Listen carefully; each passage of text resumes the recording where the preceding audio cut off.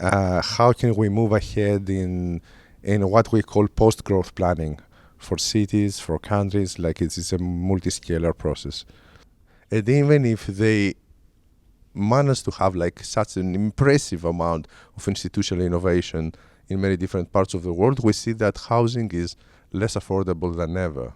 And I'm thinking about a level of mistrust that exists both between residents, which is kind of interpersonal mistrust, and the institutional mistrust which exists from the residents towards governance actors higher up. So when we don't have a system that supports the concept of community, and it supports client-patron relationships between those who are governing and those who are actually building, then the individualistic kind of approach is fostered mostly. And I understand that one of the main problem that caused fail all of the projects in a word is the lack of understanding the people participation in the project. I found a decision-making tool which is named AMP, Analytical Network Process. In all these processes, what are maybe the preconceptions that we have about the people that participate, that come from different contexts? And the second layer has to do with, because you touched upon institutional structures, how is it possible, instead of only scaling up, to also try to scale across these maybe successful cases or local attempts that have some impact? For me, in my point of view, monitoring and having a people during the project and even after the project is very important. I'm still finding barriers even in any direction in terms of like also what Lucia was saying, why should they participate? Not only who or how much, but why? There has been a huge amount of tokenism in these processes of participation, a huge amount of trying to increase participation for the sake of participation, with hoping that increased participation will lead to active citizenship.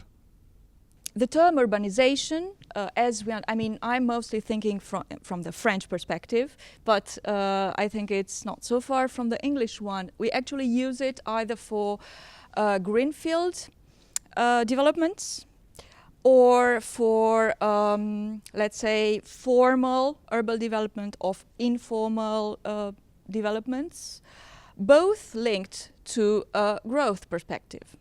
And I think a challenge we face is the fundamental causes of these problems are not local. They're not even national, and they're within the remit of national government. They're international and associated with financialisation and large flows of money around the world. It's the third sector, let's say. It's the third way of providing housing. It's not the public, it's not the market. It's hybrid forms that are trying to initiate projects and to create collective forms of property, of management and of provision. What is the way to give them actual rights to create inclusive, sustainable, meaningful living environments? And what is this support that is needed? What are these resources?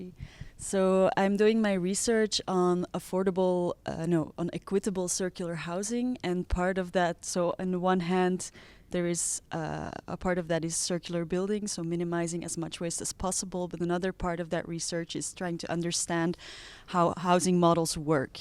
Based on case studies and criteria that I've set up, I've tried to kind of visually place projects and housing models on the spectrum, and I try to see, like, is this maybe a way of looking at housing models as a way of answering people's needs? What kind of things people would like to defend how can we make things for people get linked to them in a way that afterwards they want to, if there is a situation, they want to participate to improve it or defend it. You mentioned, that government should support more diverse solutions to resolving the housing affordability crisis.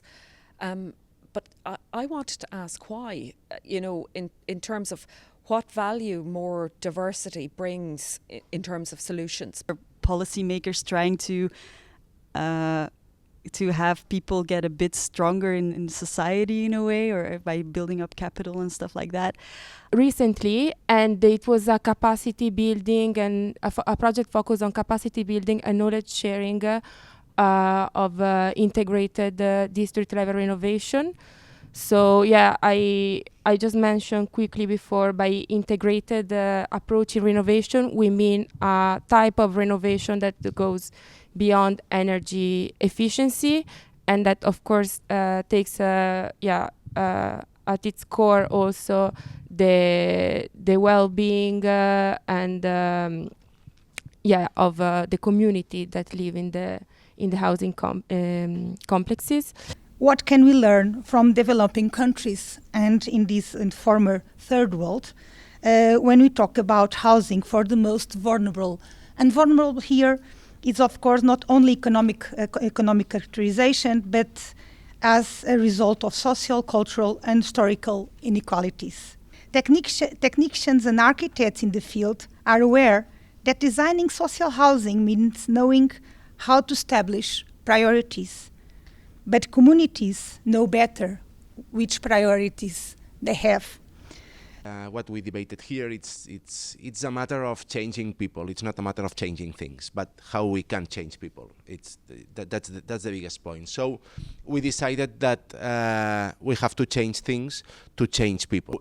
Integrating kitchens, generating non-hierarchical spaces, chaining rooms, generating intermediate spaces for thermal comfort, but for social interaction, and explaining why we are doing these kind of things to inhabitants. We think that we start to change things, and inhabitants start to understand that things can be different. Social mediators. Now, who are the persons that can link these scales? What are their roles? What are their tasks? Who are they? I think we still have a very modern way of thinking. And when I'm saying modern, I think the 20th century still. Thinking about the colonial architects, it was very clear in their minds that they could change the way people were through the plan of the house. It's entering in the domesticity, in the intimate life of the people. And we still do the same. We still do the layout. We still say where the people should sleep. Because on one side you want to customize the housing, and on the other one you want to meet an increasingly pressuring demand of quality housing. To gain this trust, it's always better to use someone that is close to the community. Thank you all very much for coming here, and thank you all for the debate.